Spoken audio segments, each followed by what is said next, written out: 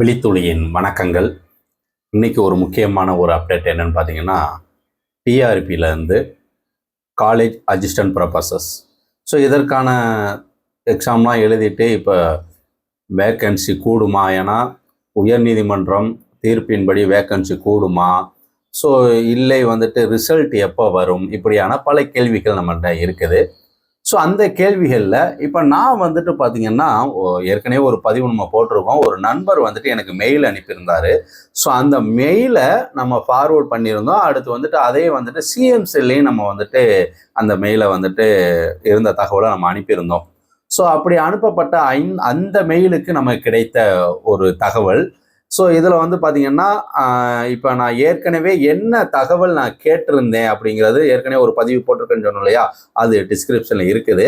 நீங்கள் அந்த பதிவை நீங்கள் பார்த்தீங்கன்னா இது ஒரு ஐடியா கிடைக்கும். நம்ம என்ன அந்த தகவல் கேட்டோம், ஸோ அதற்கு எப்படியாக இங்கே ஆசிரியர் தேர்வு வாரியத்திலிருந்து தகவல் கொடுக்கப்பட்டிருக்குது, ஸோ இந்த காலேஜ் அசிஸ்டன்ட் ப்ரொஃபசர்ஸ் ரிசல்ட்டு எப்போ வர இருக்குது, ஸோ இது வேக்கன்சி கூடுமா அப்படிங்கிறதுல ஸோ இதை பற்றிய ஒரு தகவலாக நம்ம இப்போ பார்க்க போகிறோம்.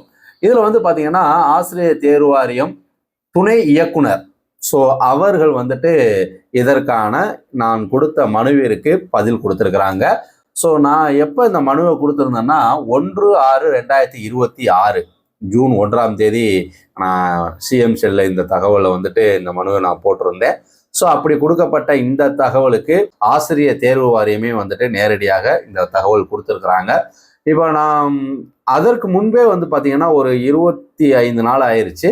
ஸோ ஒரு தகவல் என் கிராமம் சார்ந்து சிஎம் செல்ல நான் கேட்டிருந்தேன். ஸோ அது இன்னும் நமக்கு அதற்கான விடை கிடைக்கல. ஸோ இன்னும் தகவல் வரலை. ஆனால் அதற்கு பிறகு கொடுத்த இந்த தகவலுக்கு நமக்கு 10 நாளில் வந்திருக்கு. ஸோ வரவேற்கக்கூடிய ஒரு விஷயம்தான். சரி, ஓகே, அப்படி என்ன கொடுத்துருக்குறாங்க?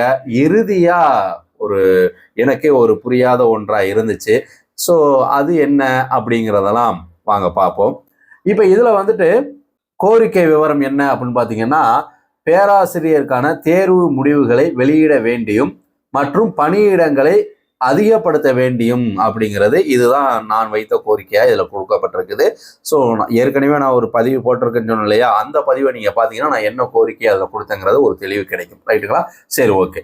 இதற்கு என்ன நடவடிக்கை எடுக்கப்பட்டிருக்கு அப்படிங்கிற ஒரு தகவலை கொடுத்துருக்குறாங்க. நம்ம கேட்ட கேள்விக்கான கோரிக்கைக்கான என்ன தகவல் கொடுத்துருக்காங்க அப்படின்னு பார்த்தீங்கன்னா, இப்போ உயர்கல்வித்துறையிடமிருந்து பெறப்பட்ட அரசாணை நிலை எண் 230 உயர்கல்வி F2 துறையினால் 6/10/2025 படி தேர்வு முறை சார்ந்த விவரங்கள் பெறப்பட்டு ஆசிரியர் தேர்வு வாரியம் மூலமாக அரசு கலை மற்றும் அறிவியல் கல்லூரி உதவி பேராசிரியர் பணியிடத்திற்கான அறிவிக்கை 4/2025 நாள் 16/10/2025 வெளியிடப்பட்டு தேர்வுகளும் முடிவடைந்து தேர்வு பணிகள் மேற்கொள்ளப்பட்டு வருகிறது.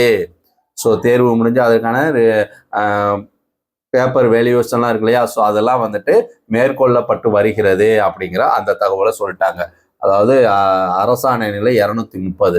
அடுத்து அரசாணை நிலை எண் 231 அதுல என்ன சொல்றாங்கன்னா, உயர்கல்வி F2 துறையினால் 6/10/2025 படி காலி பணியிடங்களின் எண்ணிக்கை மேற்கான அறிவிக்கையில் தெரிவிக்கப்பட்டு அரசு விதிகளின்படி நேரடி நியமன தேர்வுகளை நடத்தி மதிப்பெண்கள், இன சுழற்சி மற்றும் முன்னுரிமை அடிப்படையில் பணி நாடுனர்களை தெரிவு செய்யும் பணிகள் நடைபெற்று வருகிறது அப்படிங்கிற தகவலை கொடுத்துருக்குறாங்க.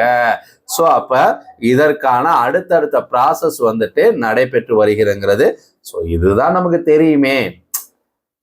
ஏன்னா இதுதானே இப்ப அவங்க என்ன கொடுத்துருக்குறாங்க, ஏற்கனவே நம்ம என்ன சொல்லிக்கிட்டு இருக்கோமோ அதுதான். ஸோ அதே அந்த பணி நிறைவடைஞ்சிருச்சு. இதுல இருந்து நமக்கு என்ன தெரியுதுன்னா, ஸோ வேல்யூவேஷன்லாம் வேல்யூவேஷன் முடிஞ்சிருச்சு. அதுக்கு அடுத்த பணிகள், பணி நியமனத்திற்கான அடுத்தடுத்த சர்டிபிகேட் வெரிஃபிகேஷன், இன்டர்வியூ, இப்படியான அடுத்தடுத்த பணிக்கான அந்த ஆயத்த பணியே இருக்கிறாங்க அப்படிங்கிறது தெரியுது.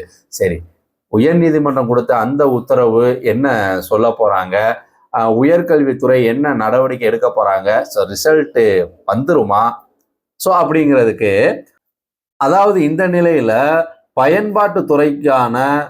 பயன்பாட்டு துறையான உயர்கல்வித்துறையிடமிருந்து, ஏன்னா உயர்கல்வித்துறை தானே, அந்த துறையிடமிருந்து பெறப்படும் அரசாணைகளின் அடிப்படையில். ஸோ இதுதான் அப்ப வேக்கன்சி கூடுமா அப்படிங்கிறது. ஸோ அதற்கு உயர்கல்வித்துறை ஏதேனும் அரசாணை வெளியிட்டா ஸோ அந்த வெளியீட்டின்படி உரிய பணியிடத்திற்கான அனைத்து தெரிவு பணிகளும் மேற்கொள்ளப்படும் என மனுதாரருக்கு தெரிவிக்கப்படுகிறது அப்படிங்கிற தகவலை கொடுத்துருக்குறாங்க.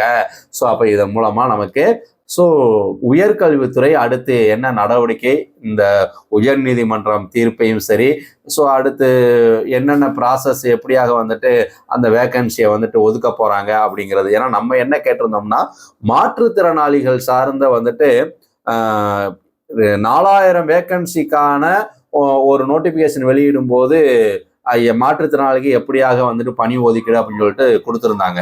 ஸோ அந்த அடிப்படையில் வந்துட்டு அதன் அடிப்படையில் வந்துட்டு இந்த 4000 வேக்கன்சி வரும் பட்சத்தில் ஒதுக்க வேண்டும் அப்படிங்கிற கோரிக்கை வச்சிருந்தோம். ஆனால் அது தொடர்பாக எந்த ஒரு தகவலும் இதில் சொல்லப்படலை.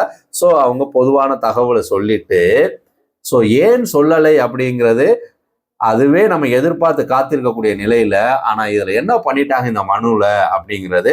ஸோ அதுதான் நான் உங்ககிட்ட கேட்க வேண்டிய ஒரு விடயமா இருக்குது. மனுதாரருக்கு அனுப்பப்பட்ட பதிவின் சுருக்கம் அது மேல சொன்னதுதான். கோரிக்கை ஏற்கப்பட்ட அல்லது நிராகரிக்கப்பட்ட விவரம் அப்படின்னு இருக்கு இல்லையா, கோரிக்கை ஏற்கப்பட்டது அப்படின்னு சொல்லணும். ஸோ கோரிக்கை ஏற்கப்பட்டதுங்கிற போது ஆட்டோமேட்டிக்கா வந்துட்டு நம்ம கேட்ட தகவலுக்கு அவங்க ஒரு தகவல் கொடுத்துருக்காங்க அப்படிங்கிறது நம்ம புரிந்து கொள்ளலாம்.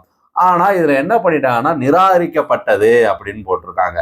ஸோ நம்ம கேட்ட கேள்வி அதான் அந்த பதிவை நீங்களே பாருங்க.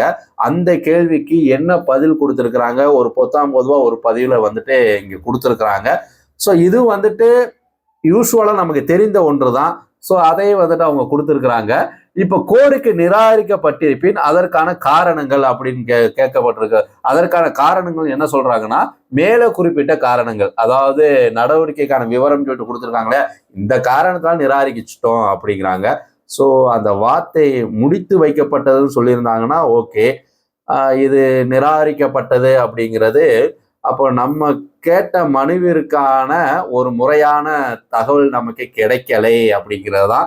அதே நேரத்துல இந்த கல்லூரி உதவி பேராசிரியருக்கான இந்த பணிக்கான அடுத்து, ஏன்னா இப்ப சட்டமன்றம், ஏன்னா இப்ப பட்ஜெட் கூட்டத்தொடர் வந்துட்டு கூட்ட போறாங்க. ஸோ அந்த பட்ஜெட் கூட்டத்தொடர்ல எப்படியாக வந்துட்டு, ஏன்னா வெள்ளை அறிக்கைலாம் வெளியிடம் சொல்லியிருக்காங்க இல்லையா, ஸோ இதுக்கப்புறம் அந்த ஃபினான்சியல் பொசிஷன், ஸோ இதெல்லாம் பார்த்து அடுத்தடுத்து எவ்வளவு வந்துட்டு அந்தந்த துறைக்கு வந்துட்டு ஒதுக்க போறாங்க அப்படிங்கிறதும், அதுல வந்து நமக்கான இந்த வேலைவாய்ப்பு பல பணிகளுக்கான ஒரு வாய்ப்புகள் அடுத்தடுத்து வரும் அப்படிங்கிற நம்பிக்கையும் இருக்குது. அதுல இந்த வெயிட் பண்ணிக்கிட்டு இருக்கக்கூடிய இந்த காலேஜ் அசிஸ்டன்ட் ப்ரொஃபஸர்ஸ்க்கான இதற்கான வேகன்சியும் உயர்த்தி கட் ஆஃப் எப்படியாக இருக்க போகுது அப்படிங்கிற அந்த இதையும் பார்க்க வேண்டி இருக்குது.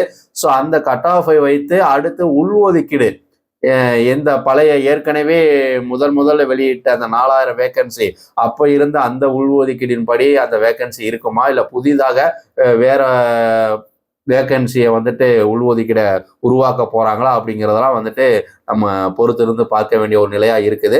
ஸோ கண்டிப்பா வந்துட்டு இன்னும் ஒரு வார காலத்துல வந்துட்டு இதற்கான இந்த சட்டமன்றம் கூடும்போது நமக்கான ஒரு தெளிவு கிடைச்சிரும் அப்படிங்கிற ஒரு நம்பிக்கையோடு.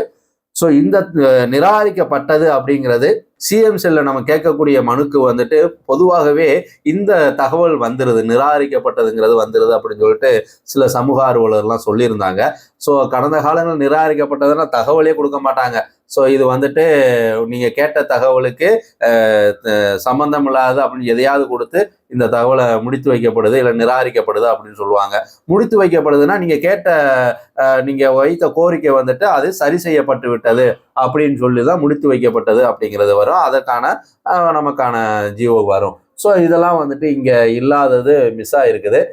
துணை இயக்குனர் வந்துட்டு பாத்தீங்கன்னா 9/6/2026 நேற்றைய தினம் வந்து கையெழுத்திட்டு இந்த மனுவுக்கான பதில் வந்து நமக்கு இன்னைக்கு கிடைச்சிருக்கு. கிடைத்த உடனே தான் நான் உங்களுக்கு இந்த பதிவை நம்ம பதிவு பண்றோம். ஸோ இதை பற்றிய உங்கள் கருத்து என்ன அப்படிங்கிறத உங்கள் கமெண்ட் பாக்ஸில் சொல்லுங்கள்.